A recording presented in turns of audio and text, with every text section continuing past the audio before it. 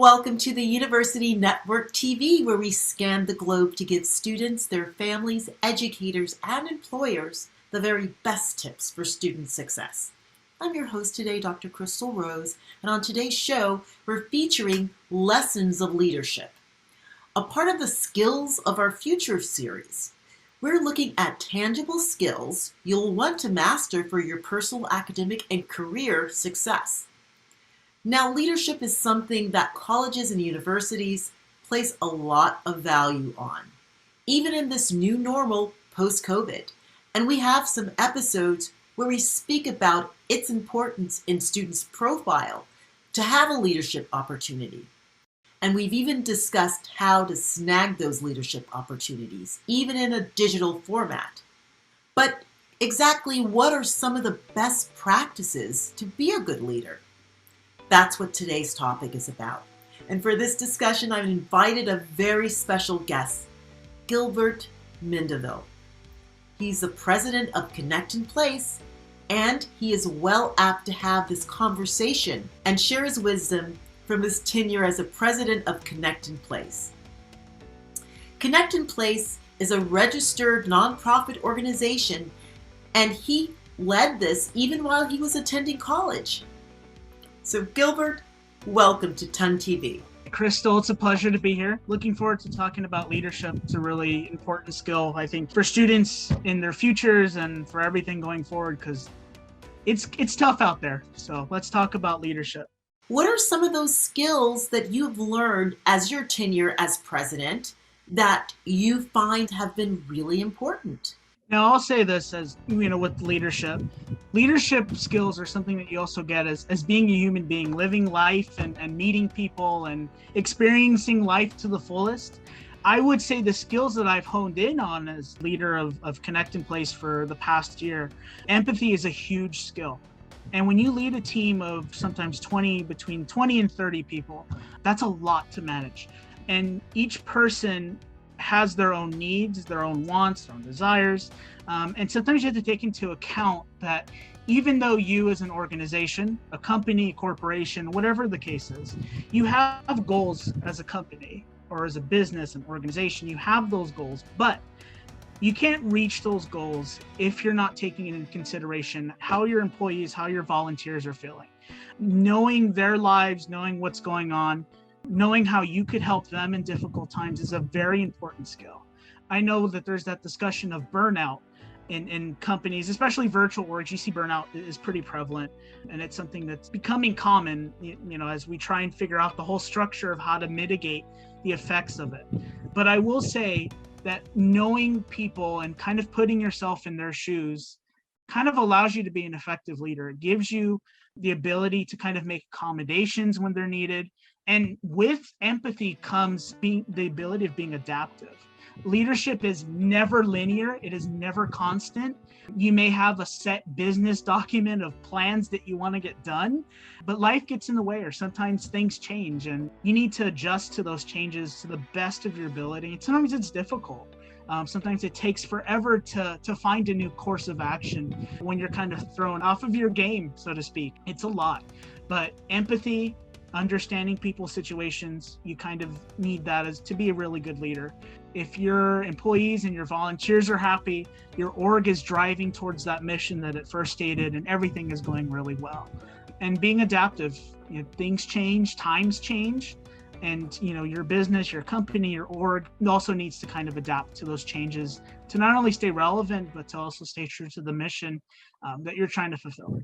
That is really well said. I like also that span going from not just IQ, but EQ to allow AQ, which I call adaptability quotient. That really is brilliantly summed up. It's one thing to have empathy, but it's another way to develop. So what helped you develop your empathy and your adaptability? So one of the things that I like to do, and I tried this as a leader, and it's really one of the best policies, it's an open door policy. And anytime that your volunteers, because we're a nonprofit, I'm going to refer to them as volunteers, because our volunteers dedicate a lot of their extra time to our program, whether that's to run operations, to teach a class, it's always having that open door policy. And I know as a leader, you're supposed to manage these things, but part of managing it is also knowing how people feel when they're doing these things. Are they happy? Are they feeling fulfilled in the current spots that they're in? Do they need extra support? It's just making sure that people are taken care of. And that's the whole thing of just meeting with people one-to-one in Zoom, just like this, doing phone calls, even just doing quick chats through text or through Slack. There's just a lot that you have to do to kind of just align yourself with the needs of others. And even if that means sacrificing a little bit of time from, your busy schedule and just kind of to help others out, that's the biggest thing that you could do. And that's what I've been doing for the past year. I've been saying, if you ever need anything, reach out. If you ever need to talk about something, whether that's your position in our org or any life updates, just feel free to talk anytime you want to. Even before our operations meetings, I always try and make, I wouldn't say small talk, but I always try and keep in the loop on how some of our operations members are doing. And it's really important.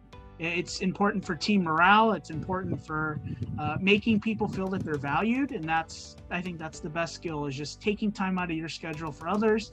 And people notice that and they do reciprocate it. What skills do you still hope to develop? As a leader, you're never perfect. Even though you see yourself in a good vision, you're like, I'm managing people, I'm doing a great job. There's always things to learn. And, one of the biggest skills that I still want to know is being more organized. And I know as a leader, you're kind of free flow sometimes. That's the kind of the strategy I've been taking, is just, again, staying open to being adaptive, to making those changes as needed. And sometimes structure slips out of there a little bit.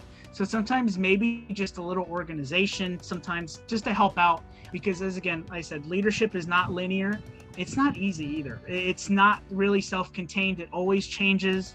There's always something that needs to be done. So sometimes as a leader, just sometimes remembering that organization is key is always a good reminder for good leadership. I like how you said leadership is not linear.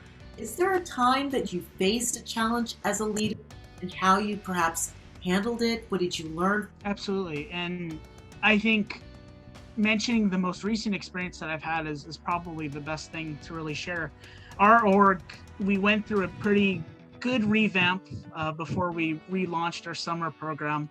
And a lot of that was a lot of behind the scenes logistics, a lot of behind the scenes work, a lot of meetings just to reconfigure things and make sure that we're happy with the final product. But one of the biggest, I would say, struggles to learn from was that revamp, and we had a high turnover rate. A lot of people were burnt out. And with that, I had to assume some extra responsibilities within our org, which were all great learning experiences, by the way. You pick up a lot of good soft skills, a lot of good abilities that are outside of your original job posting. You always get some extra skills that you never thought you would pick up. It was one of those biggest learning curves. It was just, you have to assume, you have to learn some extra responsibilities, which are great. You get a lot out of it. But also, biggest challenge is just, there's a lot placed onto you, but there's always that reward at the end of it. You're able to walk away a more knowledgeable person than you walked in. I would say that's one of my biggest experiences, is just kind of pulling through when times were kind of tough on our operations team, but kind of rising ourselves up and to still put out a really good summer program for students that, again, is free of charge, and it's a really great program that we're super proud to put on every year. I really appreciate all that you share, the tangible ways and steps, if you will, how students can pursue leadership with empathy, with adaptability, and with a very mindful way to work with others around them, even in difficult times. Thank you so much for joining me, Gilbert. I appreciate it, Crystal. Anytime. And it was a great conversation. And to all the leaders out there, it's never easy, but stick through with it and you'll do a great job. Thank you to our audience for joining us on this episode of the University Network TV. I'm your host, Dr. Crystal Rose. Until next time,